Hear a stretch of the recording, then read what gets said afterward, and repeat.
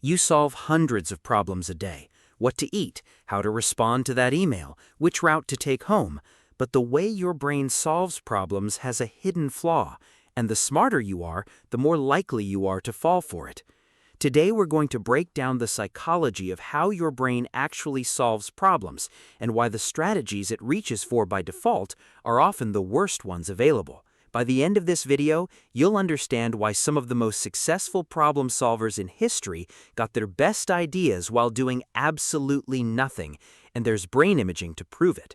In 1942, a psychologist named Abraham Luchins ran an experiment that would reveal something unsettling about the human mind.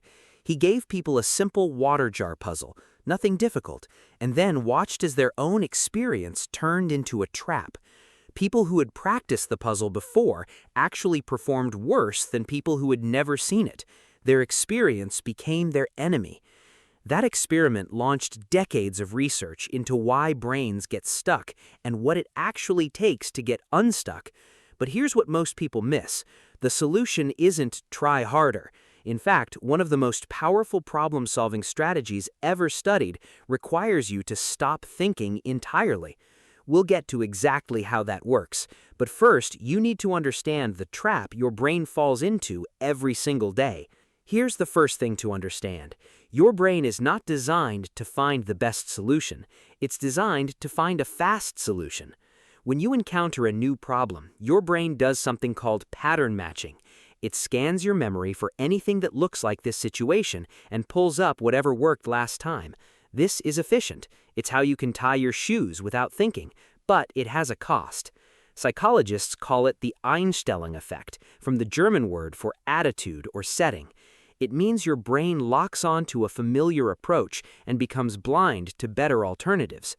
In Luchins' water jar experiment, participants learned to solve problems using a specific formula. Fill jar B, pour out enough to fill A once and C twice. It worked perfectly, 5 times in a row. But then Luchins gave them a problem where a much simpler solution existed. Something like, just fill A and C. That's it, 2 steps instead of 6. And yet, the vast majority of people who had practiced the harder method kept using that one. They couldn't see the shortcut, even though it was sitting right in front of them. Meanwhile, people in a control group who had never practiced the formula, they found the simple solution almost immediately. Now, you might be thinking, okay, but that's just a water jar puzzle. That wouldn't happen with real problems. But it does. Researchers tested this same effect on expert chess players, people with decades of training, and found that even they fixated on familiar move sequences when objectively better moves were available. Experience didn't protect them. In some cases, it was the very thing holding them back. And that leads directly into the second trap. In 1945, a Gestalt psychologist named Karl Duncker designed what's now one of the most famous experiments in cognitive science. He gave participants a candle, a book of matches, and a box full of thumbtacks. The task: attach the candle to the wall so it can burn without dripping wax onto the table. Most people tried to tack the candle directly to the wall. Others tried melting wax to glue it. Neither works. The actual solution is to empty the box of thumbtacks, tack the box to the wall, and place the candle inside it. The box becomes a shelf. Only about 25% of people figured this out because their brains classified the box as thumbtack container, not potential shelf. Duncker called this functional fixedness, the inability to see an object beyond its assumed purpose. But here's what made the experiment truly revealing. When Duncker ran the test with the tacks placed next to the box, not inside it, virtually everyone solved it. The box was the same, the candle was the same. The only thing that changed was the framing, and that was enough to unlock the answer. And it gets worse under pressure. Sam Glucksberg repeated Duncker's candle problem in 1962, but this time he offered some participants cash prizes for solving it quickly. You'd expect the incentive to help. It didn't. In the harder version of the task, the one requiring creative thinking, the people offered money performed worse than the people offered nothing. The pressure triggered a stress response that effectively narrowed their thinking, shutting down the very prefrontal cortex activity they needed to find the creative solution. So, here's where we stand. Your brain defaults to old patterns. even bad ones. It can't see objects or ideas beyond their usual function, and the harder you try, especially under stress, the more rigid your thinking becomes.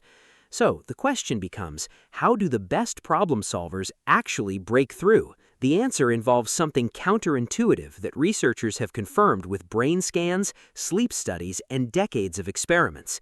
And the single most powerful finding might change the way you approach every hard decision you make. In 1926, mathematician and political scientist Wallas proposed that creativity follows 4 stages: preparation, incubation, illumination, and verification.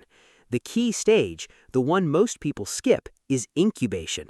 That's the period where you deliberately stop working on the problem and do something else entirely. This sounds like procrastination. It's not. A meta-analysis of 117 independent studies confirmed that taking a break during problem solving reliably improves performance, especially when the break activity is undemanding and unrelated to the original problem. Walking works, showering works, doing the dishes works. Solving another hard problem during your break does not. The reason has to do with what your brain does when you're not paying attention. When you stop focusing on the outside world, when your mind wanders, a network of brain regions called the default mode network activates. It includes the medial prefrontal cortex, the posterior cingulate cortex, and the medial temporal lobes. For years, scientists thought this was just the brain idling. It's not. In 2022, a study published in Molecular Psychiatry proved a causal link between this network and creative thinking, not just a correlation. Researchers used direct brain stimulation during neurosurgery and showed that activating the default mode network actually enhanced creative output. This is why your best ideas come in the shower. It's not random. It's your brain's default mode network doing exactly what it's built for, making connections between unrelated pieces of information that your focused, analytical mind would never combine. And if stepping away helps, sleeping on it is even more powerful. In 2004, a team led by Ullrich Wagner published a study in Nature, one of the most prestigious scientific journals in the world. Participants worked on a number reduction task that contained a hidden shortcut rule. After initial training, one group slept for 8 hours.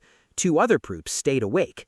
Of the group that slept, 59% discovered the hidden rule. Of those who stayed awake, only about 23%. Sleep didn't just help a little, it nearly tripled the insight rate. Follow-up research pinpointed that deep, slow-wave sleep was the critical phase, the period when the brain reprocesses and reorganizes information acquired during the day. Now, everything we've covered so far explains what blocks your problem-solving and what loosens it.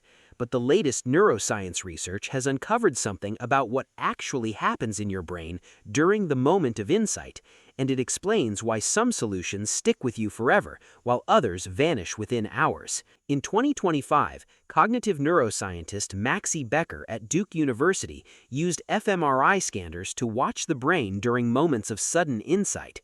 She showed participants something called Mooney images, high-contrast black and white photos that are unrecognizable at first, but suddenly snap into focus once your brain figures out the pattern. And what she found was striking.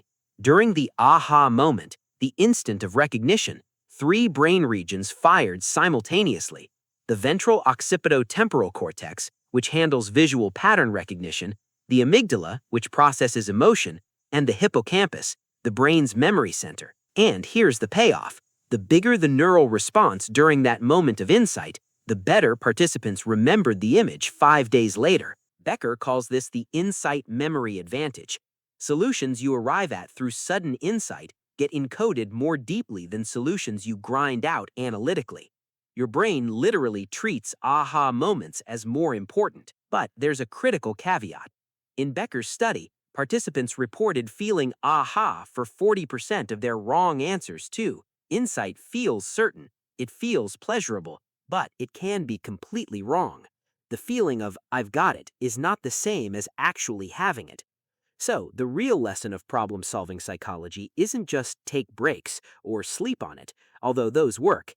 It's this: the biggest obstacle to solving any problem is the absolute certainty that you already know the answer. Luchins showed it in 1942, Duncker showed it in 1945, and brain imaging confirms it today.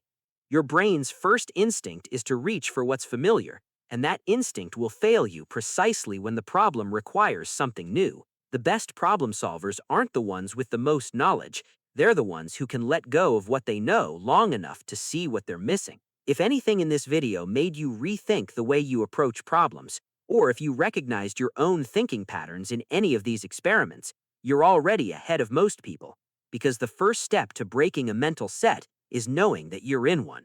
If you found this valuable, subscribe to this channel.